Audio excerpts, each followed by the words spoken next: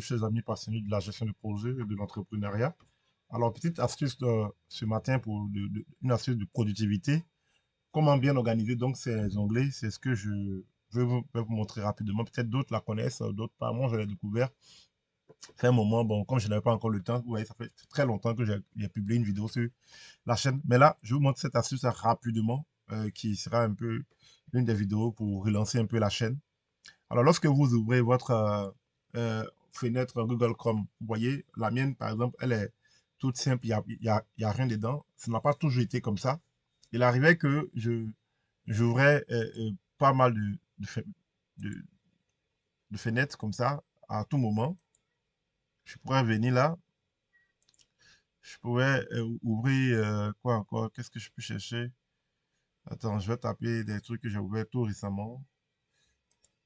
Euh, voilà, DGGate par exemple, je peux faire ça. Après, Alibaba,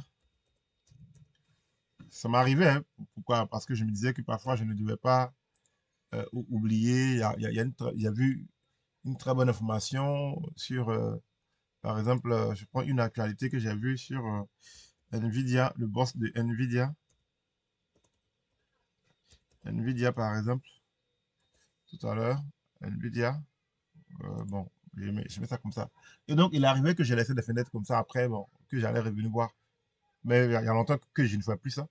Mais non, avec aujourd'hui, l'astuce que je vais vous montrer, c'est que Google permet désormais de garder ces différentes fenêtres dans un groupe d'onglets qui, au besoin, nous pouvons ouvrir uniquement le groupe d'onglets, travailler dessus et puis le refermer et passer à autre chose. Parce que plus il y a d'onglets ouverts, ça peut pousser ça peut distraire en fait. Il y a des études scientifiques qui le montrent, ça peut distraire. On peut être sur Google Chrome pour un objectif et partir ailleurs si on est sujet à ce genre de distraction. Et donc, pour éviter que cela arrive, on peut par exemple créer des groupes d'anglais. Voilà, je vais vous montrer ça rapidement. C'est ce petit bouton, ces quatre petits boutons-là qui permettent de créer quoi? Créer un groupe d'anglais. Moi, j'en ai déjà créé. Je vais supprimer un que nous allons reprendre. Voilà. Je vais supprimer un que nous allons reprendre. Au lieu de supprimer simplement comme ça, je vais d'abord l'ouvrir et puis on me donne la possibilité donc de grouper. Voilà, j'ai des groupes. Quand j'ai des groupes, le groupe n'existe plus. Mais supposons que j'ai ouvert ça et que je veuille maintenant les mettre dans un ensemble d'onglets pour que plus tard, lorsque je veux venir regarder directement mes outils ou mes informations e-commerce, je n'ai pas à chercher à taper les sites là encore ou je n'ai pas à ouvrir beaucoup d'onglets pour les laisser ouverts et que je revienne sur ma fenêtre chaque fois que je les vois. Non.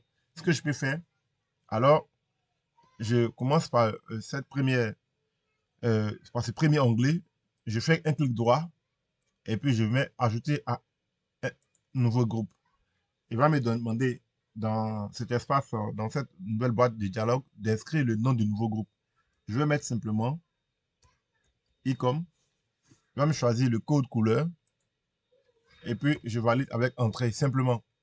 Quand j'ai fini, vous voyez que ces clics-là, ça ferme le premier site sur lequel j'étais, le premier onglet. Je fais pareil aussi pour cet onglet-là. Je fais ajouter à e-com. Il ajoute, je peux refermer. Au fur et à mesure que j'ajoute, que je ferme ou je referme, ça me permet de plier et déplier simplement comme la petite flèche qu'on a l'habitude d'utiliser sur les sites. Après, je finis, je mets, c'est juste un exemple, hein. Je prends Canva, je mets sur e-com. Je peux fermer ça pour ne pas que je ferme, voilà, ça me gêne. Après, je peux venir prendre ça aussi, Amazon Business, que j'ajoute. Donc, quand je veux voir tout de suite, je déplie. Ça aussi, je peux l'ajouter, juste pour le cas des 6. Voilà. C'est pas le seul onglet, d'ailleurs, que je peux ouvrir. C'est un peu la beauté de cette astuce. C'est qu'après, je peux venir taper là. Voilà. Une fois que je clique sur un groupe d'onglets, tout de suite, ça me déroule ça. Si je ne veux pas forcément tout regarder, je fais comme ça.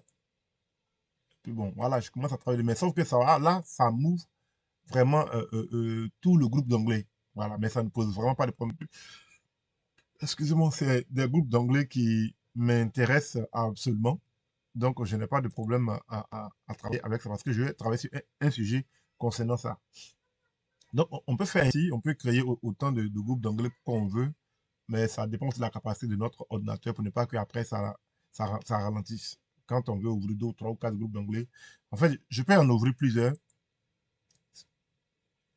Je n'ai qu'à simplement, voilà, déplier, et replier, et c'est ça est là. Mais quand c'est là, c'est un peu, ça, en arrière-plan, ça tourne un peu. Donc, le mieux, c'est de fermer simplement. Et pour le faire, on fait un clic droit. Ma machine bug un peu. Voilà, un clic droit, il ferme. Plus le groupe d'anglais demande la ressource, ça peut aussi agir ainsi. Voilà, donc comme je l'ai dit, ça dépend vraiment de la capacité mais ça aide énormément pour ne pas perdre des sites sur lesquels nous voulions retourner sans pour autant rechercher ou noter ça peut-être ailleurs même si on ne l'a pas fait ou nous avons oublié de faire. Donc on le fait simplement. Clic droit, on ferme. On fait pareil. Clic droit, on ferme tranquillement. Et ce qui est intéressant, même si vous allez sur votre téléphone, ça synchronise directement là-bas. Déjà sur le téléphone, il faut savoir qu'il y a certains téléphones qui avaient déjà cette fonctionnalité, mais pas directement dans Chrome. Certains téléphones permettaient donc de pouvoir créer plusieurs onglets, mais qui n'étaient pas forcément liés à Google Chrome. Mais Google Chrome vient de l'intégrer. C'est vraiment intéressant. Merci et n'oubliez pas de toujours suivre cette chaîne. Si cette astuce vous a plu, dites-le moi en commentaire. Je peux encore vous chercher d'autres astuces Google, pareil, d'autres nouveautés que Google aussi a intégrées. Et bientôt aussi, très prochainement, en tout cas, je vous ferai une vidéo complète sur, voilà, un tutoriel complet sur MS Project où on partira nous allons dessiner un plan en live. Ça sera un projet BTP. Nous allons dessiner un plan. Après, nous allons essayer d'organiser ce plan-là, partant de la signature du contrat, l'acquisition du permis de construire jusqu'à la planification sur MS Project. À très bientôt et à ciao!